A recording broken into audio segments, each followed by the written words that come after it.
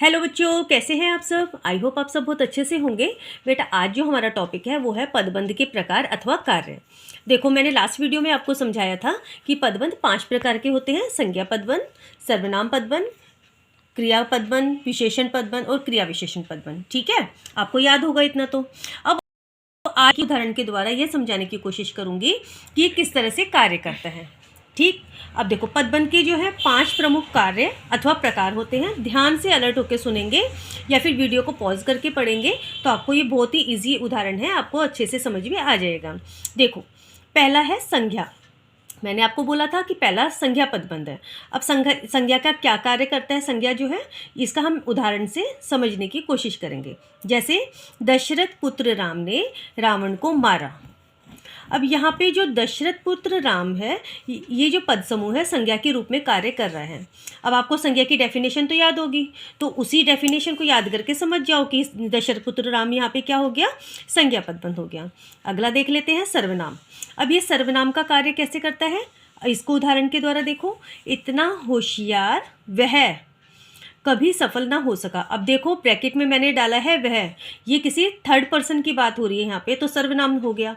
तो इस तरीके से यहाँ इतना होशियार वह जो है ये पद समूह क्या हो गया, सर्वनाम का कार्य कर रहे हैं। इसमें पद समूह कौन सा हुआ, इतना होशियार वह।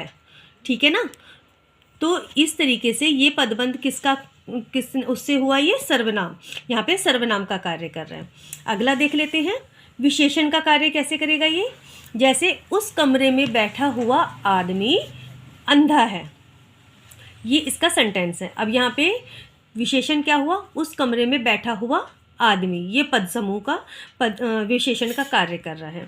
कमरे में जो अंधा बैठा है आदमी, तो यहाँ पे आदमी तो बहुत है लेकिन कमरे में बैठा हुआ आदमी अंधा है, तो यहाँ पे जो पद समूह बना वो कौन सा बना, कमरे में बैठा हुआ आदमी। अब चौथा देख लेते हैं क्रिया का कार्य कैसे करता है। जैसे वह लड़का धीरे धीरे चलता जा रहा है। अब लड़का चल रहा है तो चलना क्या है, क्रिया है, और किस तरह से चल रहा है, धीरे धीरे चल रहा है। अब इस सेंटेंस में जो पद समूह बना वो क्या बना था कि धीरे धीरे चलता हुआ।